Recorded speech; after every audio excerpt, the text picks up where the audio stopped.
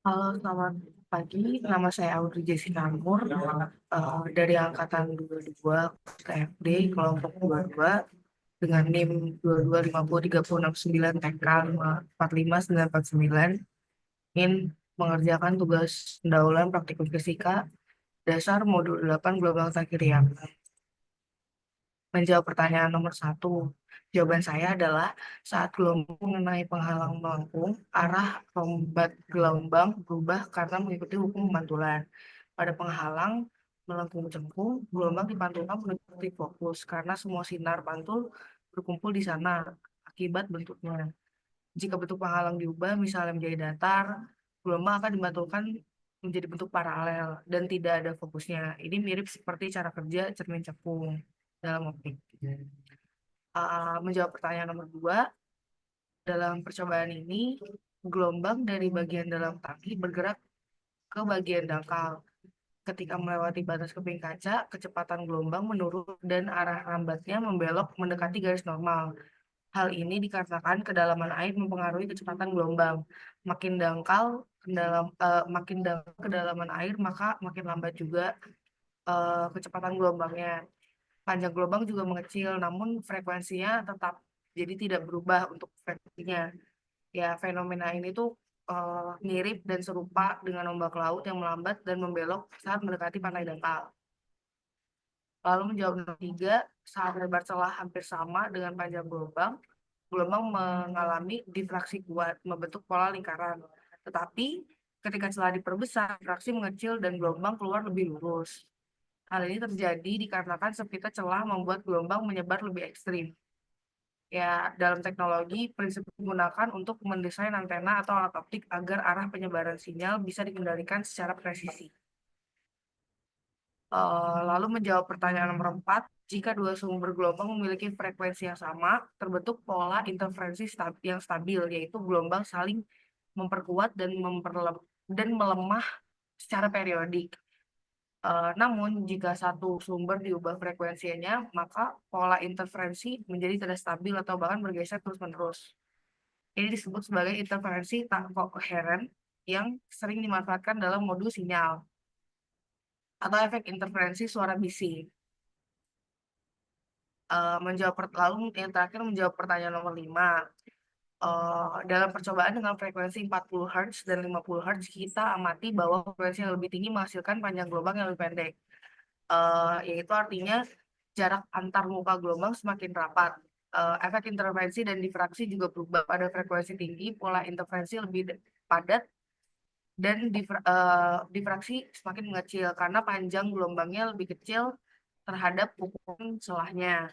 Maka frekuensi sangat mempengaruhi karakteristik gelombang, terutama dalam sistem optik, radar, dan komunikasi. Sekian dari saya, terima kasih.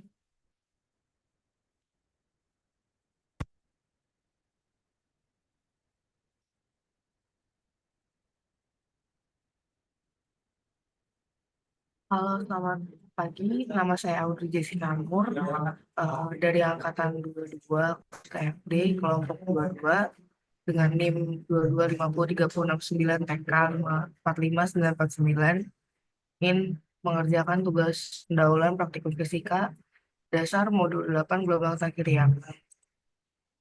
Menjawab pertanyaan nomor satu, jawaban saya adalah saat gelombang mengenai penghalang melengkung, arah rombat gelombang berubah karena mengikuti hukum pemantulan. Pada penghalang melengkung cengkung, gelombang dipantulkan menuju titik fokus karena semua sinar pantul berkumpul di sana akibat bentuknya. Jika bentuk penghalang diubah, misalnya menjadi datar, gelombang akan dipantulkan menjadi bentuk paralel dan tidak ada fokusnya. Ini mirip seperti cara kerja cermin cekung dalam optik. Menjawab pertanyaan nomor dua, dalam percobaan ini, gelombang dari bagian dalam tangki bergerak ke bagian dangkal.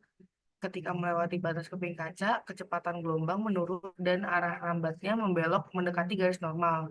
Hal ini dikarenakan kedalaman air mempengaruhi kecepatan gelombang. Makin dalam kedalaman air, maka makin lambat juga kecepatan gelombangnya. Panjang gelombang juga mengecil, namun frekuensinya tetap jadi tidak berubah untuk frekuensinya. Ya, fenomena ini tuh mirip dan serupa dengan ombak laut yang melambat dan membelok saat mendekati pantai dangkal. Lalu menjawab nomor 3, saat lebar celah hampir sama dengan panjang gelombang, gelombang mengalami difraksi kuat, membentuk pola lingkaran. Tetapi ketika celah diperbesar, difraksi mengecil dan gelombang keluar lebih lurus. Hal ini terjadi dikarenakan sempitnya celah membuat gelombang menyebar lebih ekstrim. Ya, dalam teknologi, prinsip digunakan untuk mendesain antena atau alat optik agar arah penyebaran sinyal bisa dikendalikan secara presisi.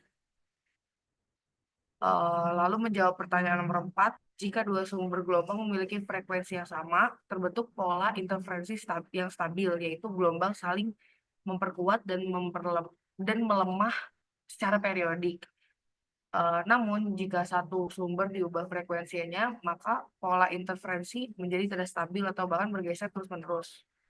Ini disebut sebagai interferensi tak koheren yang sering dimanfaatkan dalam modul sinyal atau efek interferensi suara bising.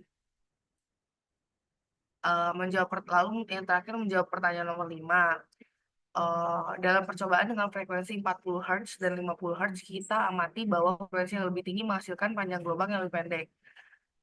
Yaitu artinya jarak antar muka gelombang semakin rapat.